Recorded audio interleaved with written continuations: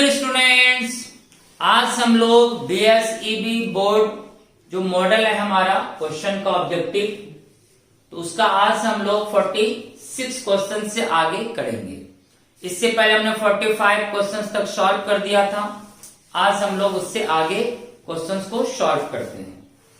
आज का क्वेश्चन है बच्चों, Teflon, polystyrene and neoprene all are, ये कैसा पॉलीमर्स है? देखो ये सब पॉलीमर है। टेफ्लॉन का नाम होता है बच्चों टेट्राफ्लोरोइथीन, पॉली टेट्राफ्लोरोइथीन को कहते हैं टेफ्लॉन।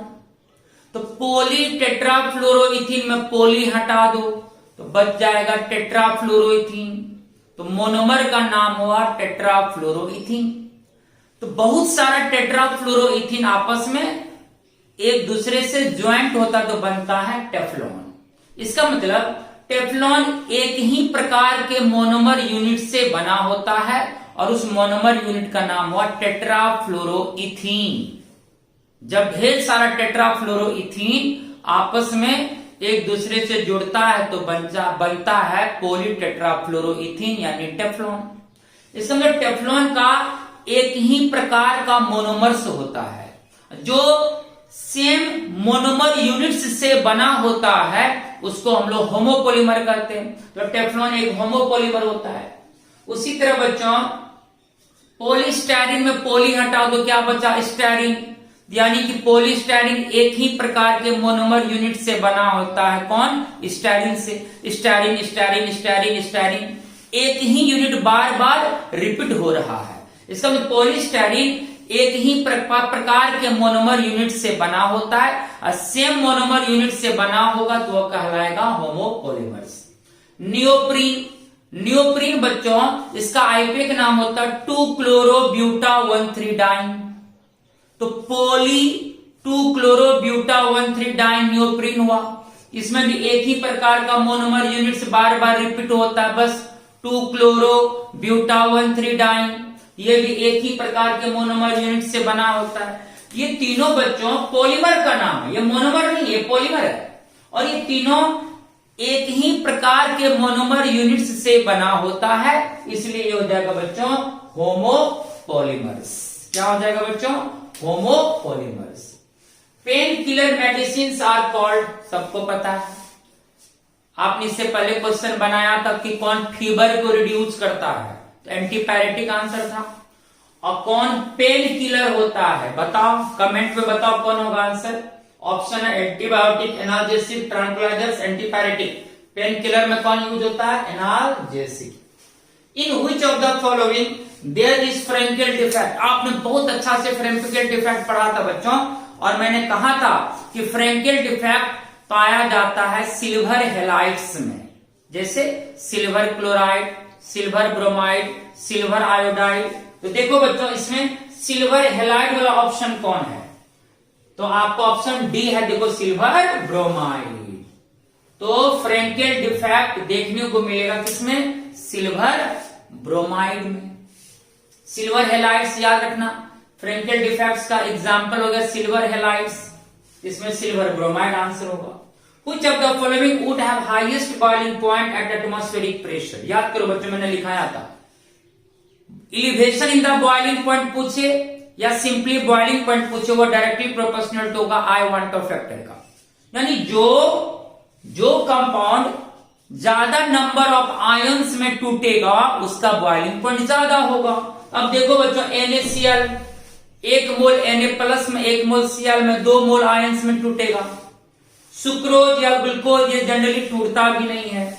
BaCl2 आ जाओ बच्चों, बेरियम क्लोराइड, ये टूटेगा 1 मोल बेरियम आयन में, 2 मोल क्लोरीन आयन में, टोटल कितना? 3 मोल में। अब बताओ, तो इन चारों ऑप्शंस में ग्लूकोज, सुक्रोज, यूरिया ये सब तो बच्चों आ जाता है नॉन इलेक्ट्रोलाइट में, जिसका क्वांटम फैक्टर 1 होता है। तो NaCl और बेरियम क्लोराइड में 2 में से कौन होगा? तो NaCl 2 मोल आयन से देगा टूट के, और BaCl2 आपका 3 मोल देगा, 1 मोल बेरियम आयन और 2 मोल क्लोरीन आयन, टोटल 3। तो सबसे ज्यादा डिसोसिएट कौन हो रहा है आयंस में? C number option. और सभी का कॉन्सेंट्रेशन सेम है 0.1 मोलर। उससे कोई फर्क नहीं पड़ेगा क्योंकि सबका तो इक्वल कॉन्सेंट्रेशन है। ये टूटा देखो 1 मोल प्लस 2 मोल 3 मोल में, तो सबसे अधिक डिसोसिएशन हो रहा है, इसका बॉइलिंग पॉइंट सबसे ज्यादा होगा। This is very very important question. The product obtained on electrolysis of aqueous solution of sodium chloride at anode and cathode are. बच्चों यहां पर क्या है, जो आपका इलेक्ट्रोलाइटिक टैंक होता है उसमें आपका वाटर भी है, उसमें डिजोल्व है सोडियम क्लोराइड। तो बच्चों यहां क्या होगा, जब इलेक्ट्रिसिटी पास होगा तो NaCl भी डिसोसिएट होगा Na+Cl- में, चूंकि वाटर है तो वाटर भी डिसोसिएट होगा H+ और OH- में। अब सवाल आता है कि कौन सा कैटायन जाके कैथोड पर डिपॉजिट होगा और कौन सा एनायन जाके एनोड पर डिपॉजिट होगा, क्योंकि आपको ये तो पता है कि कैटायन कैथोड पर डिपॉजिट होता है, एनायन एनोड पर डिपॉजिट होता है, लेकिन यहाँ तो 2 कैटायन होगा 2 एनायन होगा। कैटायन होगा Na+ और जल का H+ और एनायन होगा NaCl का Cl- और जल का OH-। अब कौन कैटायन और कौन एनायन जमा होगा कैथोड और एनोड पर, ये देखना है। तो बच्चों यहां पर मिसिंग था मॉडल सेट क्वेश्चन में, क्योंकि यहां सोडियम क्लोराइड का पूछा गया ना, तो ऑप्शन में मिसिंग से मॉडल सेट में क्या है, Cl2 की जगह F2 दे दिया। तो ध्यान रखना, केवल रटने पर विश्वास नहीं करना है। यहां सोडियम क्लोराइड है तो ऑप्शन में बच्चों जहां F2 लिखा चला गया है उसको ठीक कर लेंगे। F2 के जगह पर ऑप्शन में रहेगा Cl2। ऐसा नहीं कि F2 है तो F2 ही मार दिया। आज क्वेश्चन पढ़ो भाई, सोडियम क्लोराइड है तो सोडियम क्लोराइड है तो यहां पर Cl2 ना होगा, F2 मिसिंग से मॉडल सेट में छप गया है। तो ध्यान रखना F2 की जगह Cl2 यहां होगा, Cl2। बाकी ऑप्शन ठीक है, C और D। अब देखो बच्चों इसका मैंने यहाँ 50 क्वेश्चन तो यहाँ सॉल्व कराया। देखो जब इलेक्ट्रिसिटी गुजरेगा तो NaCl टूटेगा Na+Cl- में, वाटर टूटेगा H+ और OH- में। अब देखो बच्चों ये 2 कैटायन यहाँ है और ये 2 एनायन यहाँ है। अब देखो सोडियम और हाइड्रोजन ये दोनों कैटायन, और कैटायन कहां जाता है, कैथोड पर जमा होने, तो कैथोड पर रिडक्शन होगा। रेड कैट कैथोड पर रिडक्शन, किसका रिडक्शन होगा ये सवाल है। तो देखो बच्चों आपने पढ़ा था इलेक्ट्रोकेमिकल सीरीज, और इलेक्ट्रोकेमिकल सीरीज में सोडियम ऊपर है हाइड्रोजन नीचे है, यानी जो ऊपर है उसका रिडक्शन पोटेंशियल कम होता है और जो नीचे है उसका कंपैरेटिवली रिडक्शन पोटेंशियल ज्यादा होता है। तो बच्चों जिसका रिडक्शन पोटेंशियल ज्यादा होगा वो आपका शो करेगा रिडक्शन क्रिया। तो सोडियम आयन से नीचे है सीरीज में हाइड्रोजन आयन, नीचे वाले का रिडक्शन होता है क्योंकि उसका रिडक्शन पोटेंशियल कंपैरेटिवली हाई होता है। तो रिडक्शन यहां सोडियम का नहीं होगा, यहां रिडक्शन होगा H+ का। रीजन है यहाँ क्योंकि इलेक्ट्रोकेमिकल सीरीज में सोडियम से नीचे मैंने इंडिकेट किया था हाइड्रोजन को, जिसका रिडक्शन पोटेंशियल कंपैरेटिवली हाई होगा। जिसका रिडक्शन पोटेंशियल हाई होगा उसी का रिडक्शन होगा, इसलिए हाइड्रोजन आयन ही मूव करके पहुंचेगा कहां, कैथोड पर, वहां जाके इलेक्ट्रॉन्स को गेन करेगा, रिडक्शन क्रिया निभाएगा और न्यूट्रलाइज होकर हाइड्रोजन गैस के रूप में डिपॉजिट होगा, यानी कैथोड पर डिपॉजिट होगा यहां H2। अब यहां जाओ बच्चों एनोड पर कौन जाएगा, एनायन मूव करता है एनोड की तरफ। यहां 2 एनायन है, क्लोरीन आयन और हाइड्रोक्साइड आयन। यहां बच्चों एनोड को क्लोरीन मूव करेगा। रीजन है बच्चों क्योंकि क्लोरीन का reduction potential comparatively hydroxide ion से कम होता है, और जिसका रिडक्शन पोटेंशियल कम होगा वो ऑक्सीडेशन क्रिया निभाता है। तो क्लोरीन पहुंचेगा एनोड पर, वहां जाकर इलेक्ट्रॉन को लूज करेगा, ऑक्सीडेशन क्रिया निभाएगा, न्यूट्रलाइज होकर देगा Cl2। इसका मतलब एनोड पर Cl2 मिलेगा और कैथोड पर आपको H2 मिलेगा। यहां पूछा तो भाई एनोड पर कौन मिलेगा, कैथोड पर कौन मिलेगा, तो एनोड पर हमें मिला बच्चों Cl2, तो Cl2 और कैथोड पर H2 ऑप्शन नंबर बी हो जाएगा। बाकी ऊपर विश्वास मत करिएगा, यही आंसर होगा इसका करेक्ट। तो अपना अपना मॉडल सेट में प्लीज सुधार लेना ऑप्शन ए और बी को। ए में मॉडल सेट में दे दिया F2, अब बी में भी Cl2 की जगह F2 दे दिया। ध्यान रखना यहां Cl2 होगा, यहां भी Cl2 होगा।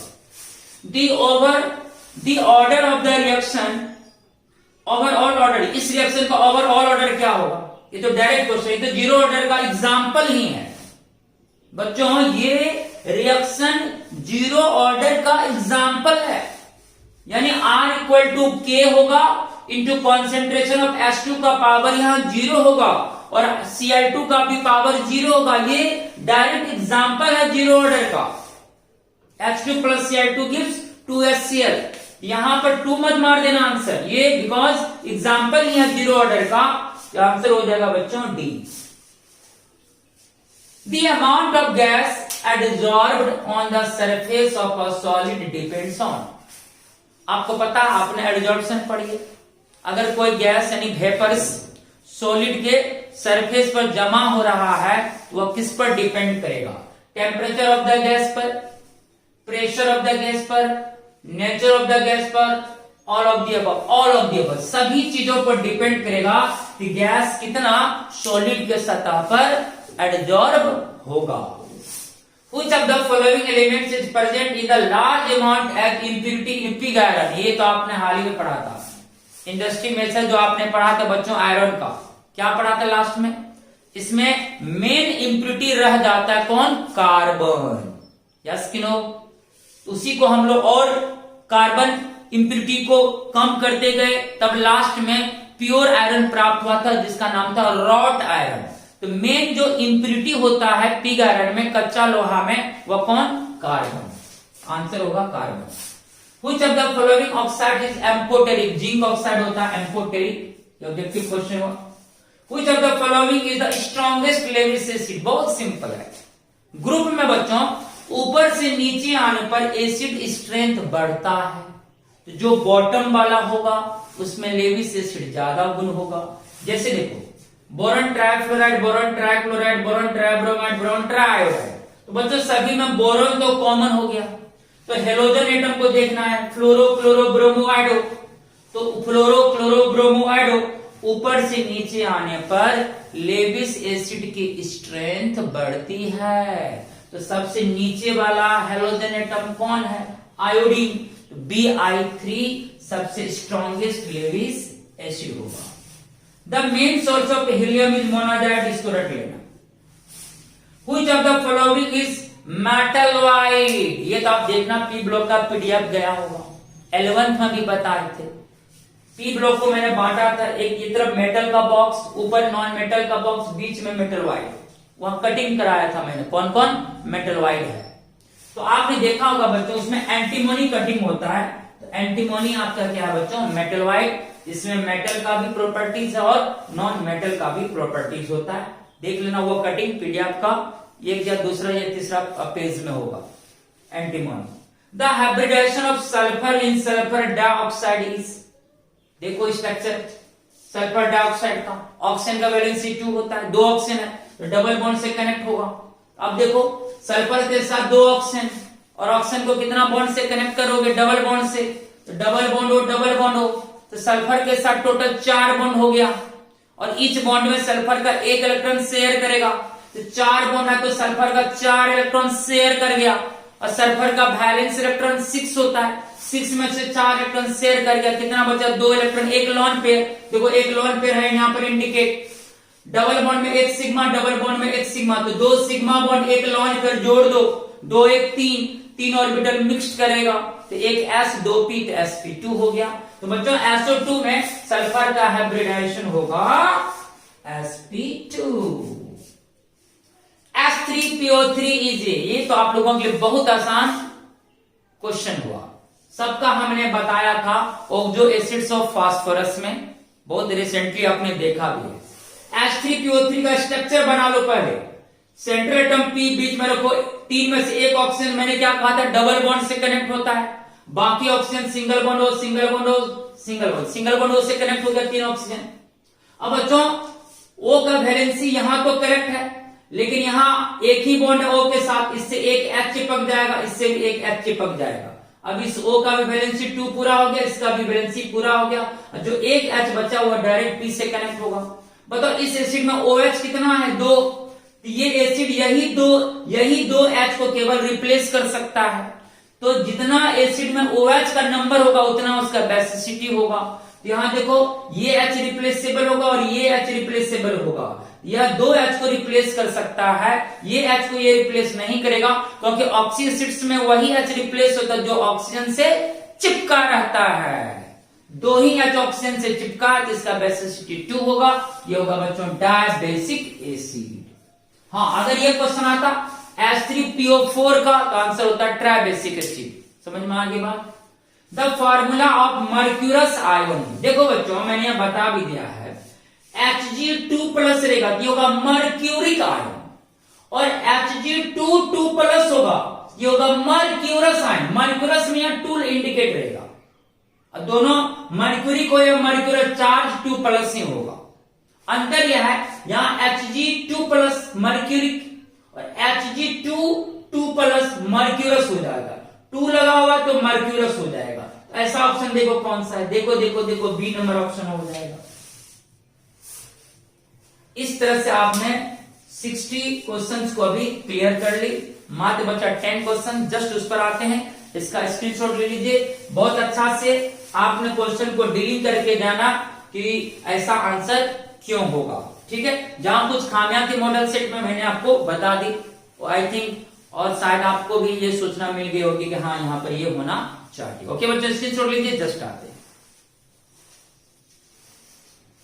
अब हम लोग आते हैं बच्चों नेक्स्ट क्वेश्चन पर 61। The oxidation number of AU, AU means क्या हो बच्चों, gold metal is. Gold metal का ऑक्सीडेशन स्टेट क्या होता है? ऑप्शन है +1, +3, बोथ +1 एंड +3 एंड नॉन। देखो बच्चों गोल्ड जो है इसका 2 फॉर्म होता है, एक होता ऑरस, एक होता ऑरिक। ऑरस और ऑरिक। ऑरस मतलब बच्चों यहां गोल्ड का ऑक्सीडेशन नंबर हो जाएगा +1, और ऑरिक में गोल्ड का ऑक्सीडेशन नंबर हो जाता है +3।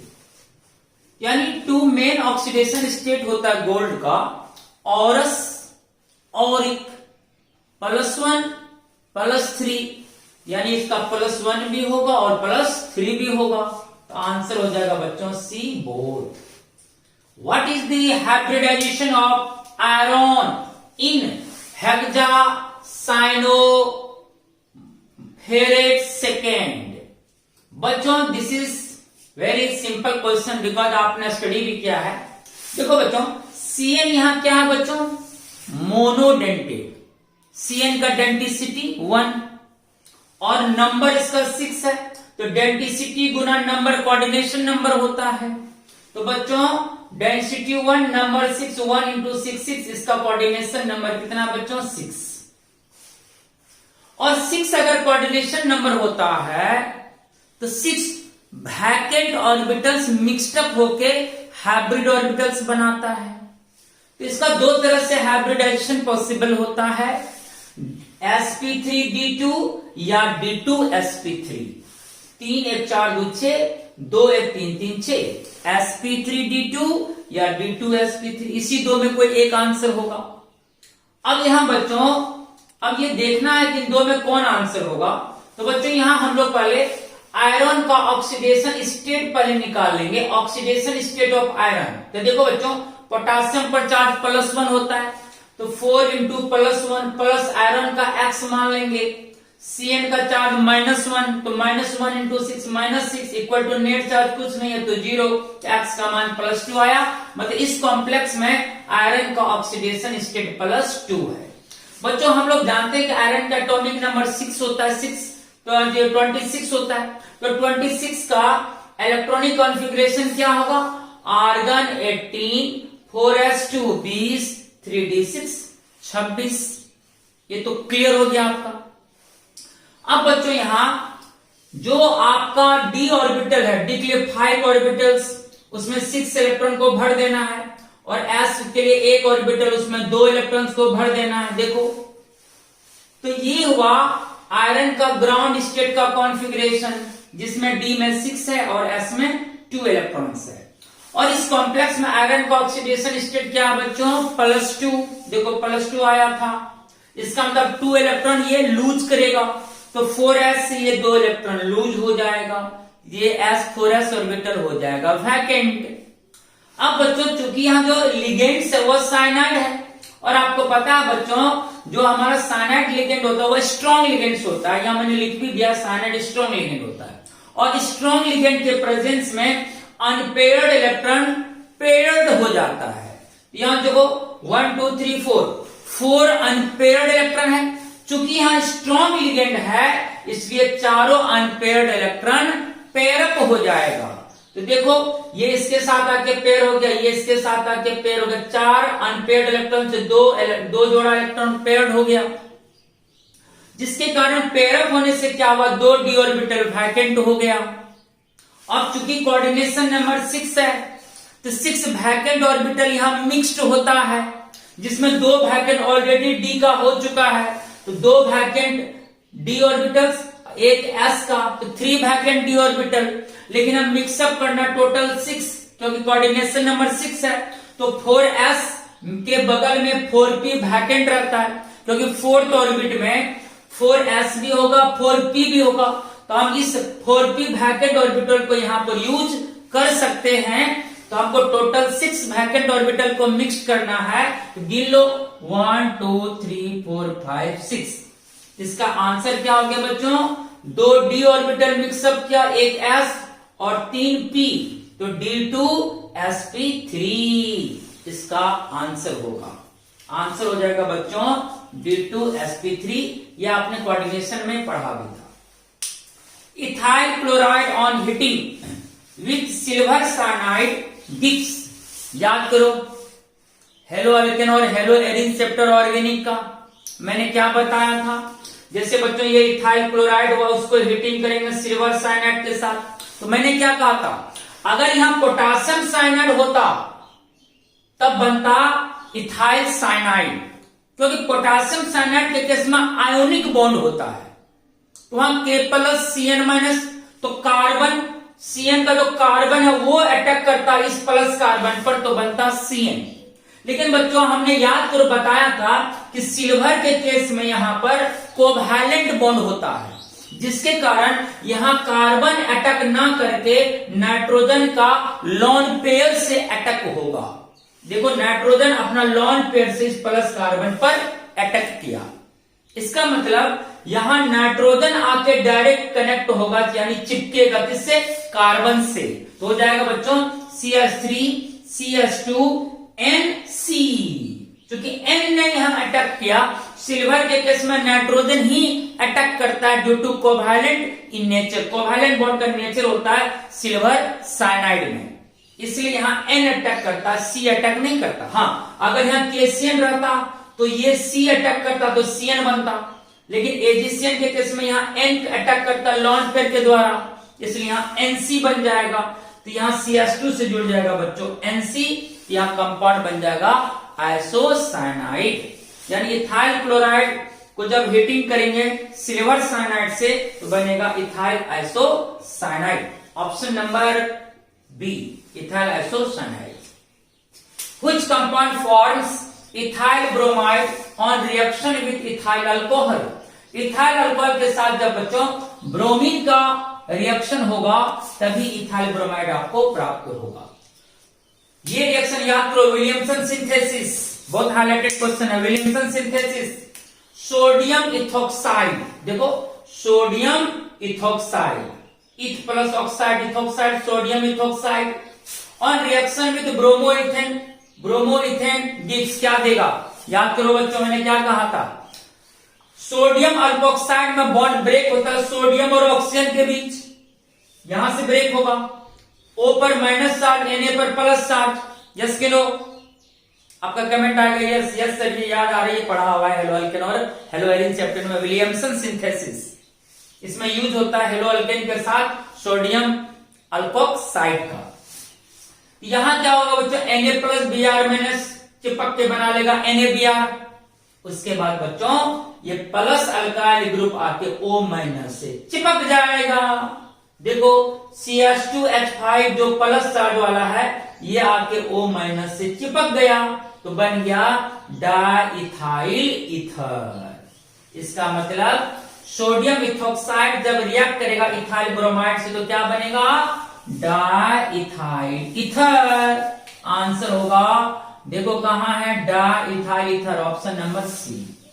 How many isomeric ethers are represented by C4H10O? 4 carbon है, देखो 10 हाइड्रोजन है, 1 ऑक्सीजन है, इससे हम कितना आइसोमर बना सकते हैं ईथर का।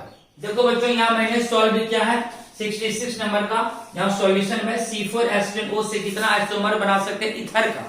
देखो बच्चों ईथर क्या होता है, बीच में वो दोनों तरफ अल्काइल ग्रुप, 4 कार्बन को बांट लो, 2 कार्बन वाला अल्काइल इधर, 2 कार्बन वाला अल्काइल इधर जोड़ दो, एक ईथर ये बन गया। इसका नाम देख लो, ये मेन चेन में कंसीडर कर लो, इसको ब्रांच में कंसीडर कर लो। तो देखो यहाँ 2 कार्बन है, इथ प्लस ऑक्सी, इथॉक्सी, इसका नंबरिंग करोगे तो मान लो ये 1 ये 2, तो 1 इथॉक्सी इथेन बन गया। अब क्या करो, 4 कार्बन को जो बांट लो, एक तरफ 3 कार्बन का अल्काइल, एक तरफ 1 कार्बन का अल्काइल कर दो, ठीक। अब यहां देखो मेन चेन में ये है कि नंबर ऑफ कार्बन ज्यादा है, ये ब्रांच हो गया मीथ प्लस ऑक्सी, मिथॉक्सी, और नंबरिंग यहां होगा 1 2 3, 1 मिथॉक्सी प्रोपेन, दूसरा ईथर बन गया। एक और तरह से ईथर बना सकते हैं बच्चों, हम अगर सेकेंड पोजीशन से मिथॉक्सी को जोड़ दें, 3 कार्बन इधर, एक 4 कार्बन हो गया, C4 है, देखो C4 यहां बच्चों हो जाएगा, यहां देखो मीथ प्लस ऑक्सी, मिथॉक्सी, जो कि 1 2 3 सेकेंड पोजीशन से कनेक्ट है, तो 2 मिथॉक्सी प्रोपेन, ये भी बन सकता है। तो हम 4 कार्बन से कितनी तरह का इथर्स को डिजाइन कर सकते हैं, 3 तरह से इसका आइसोमर बन सकता है, 1 मिथॉक्सी इथेन, 1 मिथॉक्सी प्रोपेन और 2 मिथॉक्सी प्रोपेन, 3 तरह का आइसोमर्स बना सकते हैं। इससे देख लो तो आंसर क्या होगा बच्चों, isomer 3। Electrophiles will readily attack on which of the following? देखो बच्चों बेंजीन से हम क्लोरो जोड़ा है, क्लोरोबेंजीन, तो क्लोरोबेंजीन क्लोरो में लॉन्ग पेयर होता है, तो वो लॉन्ग पेयर डोनेट करेगा बेंजीन को, तो बेंजीन में इलेक्ट्रॉन डेंसिटी बढ़ेगा, तो इलेक्ट्रोफाइल आके अटैक करेगा ऑर्थो एंड पारा पोजीशन पर। टोल्यूनि में मिथाइल, सॉरी बेंजीन में भी इलेक्ट्रॉन डेंसिटी होता है, तो उसमें भी इलेक्ट्रोफाइल अटैक करता है। फिनोल में OH ग्रुप होता है, O में भी लॉन पेयर होता है, तो वो OH ग्रुप भी क्या करेगा, इलेक्ट्रॉन डेंसिटी को बेंजीन पर बढ़ाएगा ऑर्थो और पारा पोजीशंस पर, इलेक्ट्रोफाइल अटैक करेगा ऑर्थो और पारा पर। टोल्यूनि में भी मिथाइल बेंजीन, मिथाइल भी रिलीजिंग ग्रुप होता है, भले ही पुअर रिलीजिंग ग्रुप हो लेकिन रिलीजिंग ग्रुप होता है, तो वो भी रिलीज करके बेंजीन में इलेक्ट्रॉन डेंसिटी को बढ़ाएगा ऑर्थो और पारा पोजीशन पर, तो इलेक्ट्रोफाइल अटैक। मतलब यह है कि हर केस में यहां इलेक्ट्रोफाइल का अटैक पॉसिबल है, लेकिन यह पूछा है कि रिडली अटैक कहां, मतलब सबसे आसानी से अटैक कहां होगा, आंसर होगा बच्चों फिनोल में, क्लोरोबेंजीन नहीं होगा, आंसर फिनोल होगा। रीजन है देखो, क्लोरोबेंजीन बच्चों ठीक है, क्लोरो में लॉन पेयर है, तो वो इलेक्ट्रॉन डोनेट करके बेंजीन को ऑर्थो पारा पर इलेक्ट्रॉन डेंसिटी को बढ़ाएगा, तो इलेक्ट्रोफाइल बेंजीन को ऑर्थो और पारा पोजीशन पर अटैक करेगा, तो ऑर्थो और पारा प्रोडक्ट बनेगा। लेकिन बच्चों क्लोरो जो है, क्लोरो में चूंकि इलेक्ट्रोनेगेटिविटी ज्यादा होता है, वह कुछ ना कुछ इलेक्ट्रॉन को खींचता भी है, तो क्लोरो में चूंकि इंडक्टिव इफेक्ट होता है, माइनस इंडक्टिव इफेक्ट, मतलब वह इलेक्ट्रॉन को भी ड्रॉ भी करता है ड्यू टू हाई इलेक्ट्रोनेगेटिविटी। इसके कारण क्या होता है, कुछ ना कुछ इलेक्ट्रॉन डेंसिटी को क्लोरो घटाता भी है। अगर रिजोनेंस के कारण इलेक्ट्रॉन को बढ़ाता है बेंजीन में, तो इंडक्टिव इफेक्ट के कारण इलेक्ट्रोनेगेटिविटी के कारण वह कुछ विथड्रॉ भी कर लेता है इलेक्ट्रॉन को, तो कुछ ना कुछ इलेक्ट्रॉन डेंसिटी क्लोरो के कारण घटता भी है। और अगर इलेक्ट्रॉन डेंसिटी थोड़ा सा भी कम होगा, तो इलेक्ट्रोफाइल बहुत आसानी से ऑर्थो पारा पर अटैक नहीं करेगा, इसलिए क्लोरोबेंजीन नहीं होगा। बेंजीन में कोई ग्रुप जुड़ा हुआ नहीं है, टोल्यूनि इसलिए नहीं होगा क्योंकि उसमें मिथाइल है, मिथाइल में रिलीजिंग ग्रुप होता है, वो भी ऑर्थो पारा पर इलेक्ट्रॉन डेंसिटी को इंक्रीज कराएगा, लेकिन बहुत powerful releasing group methyl group नहीं होता। तो बचा फिनोल, फिनोल में OH ग्रुप होता है, ये सबसे बेहतर ढंग से इलेक्ट्रॉन को रिलीज करेगा, तो ज्यादा इलेक्ट्रॉन डेंसिटी बेंजीन के ऑर्थो और पारा पर जमा होगा, तो इलेक्ट्रोफाइल आसानी से ऑर्थो और पारा पर अटैक करेगा, इसलिए आंसर इसका फिनोल होगा, क्लोरोबेंजीन नहीं होगा। ये बात ध्यान रखना है,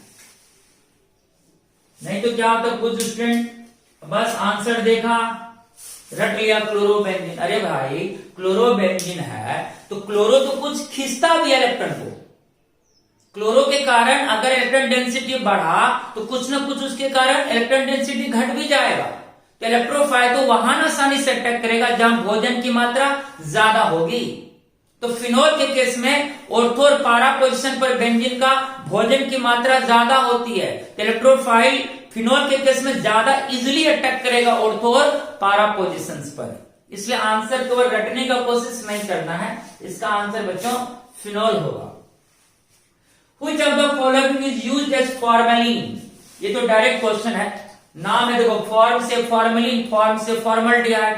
बच्चों फॉर्मेलिन ध्यान रखना, फॉर्मेलिन क्या which of the following used as formalin के रूप में यूज होता है बच्चों कौन? Formaldehyde HCHO। याद रखने का ऐसे कोशिश करना, फॉर्मेलिन में फॉर्म वर्ड आया और फॉर्मल्डिहाइड में भी फॉर्म वर्ड आता है, ऐसे करके आप याद रख सकते हैं कि फॉर्मेलिन के रूप में यूज होता है फॉर्मल्डिहाइड का, HCHO फॉर्मल्डिहाइड का फॉर्मूला होता है। Carboxylic acid which reduces Tollens reagent, आपने टॉलेंस रिएजेंट पढ़ा था, इसको हम लोग सिल्वर मिरर टेस्ट भी करते हैं। तो कार्बोक्सिलिक एसिड कौन सा कार्बोक्सिलिक एसिड है जो रिड्यूसेस करता है टॉलेंस रिएजेंट को? आंसर होगा बच्चों फॉर्मिक एसिड HCOOH। ध्यान रखना है। द फॉर्मूला क्लोरल इज, याद करो कहां पढ़ा ये क्लोरल, डीडीटी का जहां मैंने प्रिपरेशन करा था, ये ऑर्गेनिक का first chapter halo alkane and hello arenes में, याद आया कुछ? DDT diphenyl, DDT dichloro, diphenyl, trichloro ethane, DDT बनता है। तो डीडीटी में ही बच्चों क्लोरल यूज होता था। हमने क्या करा था? क्लोरल का रिएक्शन कराया था क्लोरोबेंजीन से, तब बना था डीडीटी। तो क्लोरल का मैंने सूत्र लिखाया था CCl3CHO, CCl3CHO। ये डीडीटी का प्रिपरेशन आप कॉपी खोल के देख लेंगे तो वहां आपको मिल जाएगी। ठीक है बच्चों, तो क्लोरल का फॉर्मूला होता है CCl3CHO, यानी सी नंबर ऑप्शन। ओके बच्चों, ट्राइक्लोरो इथेनॉल, 3 क्लोरो है ट्राइक्लोरो। देखो यहाँ 2 कार्बन है मेन चेन में, इथ सिंगल बॉन्ड एन अल्डिहाइड है तो अल, ट्राइक्लोरो इथेनॉल का ही नाम है बच्चों क्लोरल। इस तरह से आपका सारा ऑब्जेक्टिव क्वेश्चन सॉल्व हो गया विथ कॉन्सेप्ट, किसी में कोई गड़बड़ी नहीं है।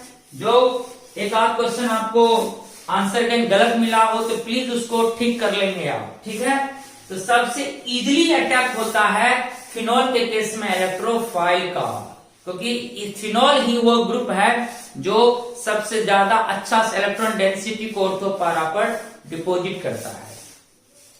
तो सारी बातें हो गई, विलियमसन सिंथेसिस भी आपने देखा, इसका हाइब्रिडेशन भी देखा। सिल्वर के केस में अटैक कौन करता है? नाइट्रोजन, इसलिए कार्बन से कौन चिपकेगा? एन ना, तो एनसी बनेगा। केसीएन रहता तो सीएन बनता, तब साइनाइड हो जाता आंसर, लेकिन यहाँ एजीसीएन है तो यहाँ एनसी बनेगा, आइसो साइनाइड बन जाएगा। क्लोरल का फॉर्मूला CCl3CHO होता है। फॉर्मेलिन में कौन यूज होता है? फॉर्मल्डिहाइड।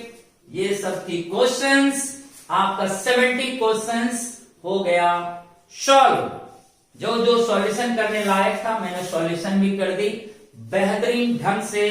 अब आप एग्जाम में अपना कामयाबी हासिल कर सकते हैं।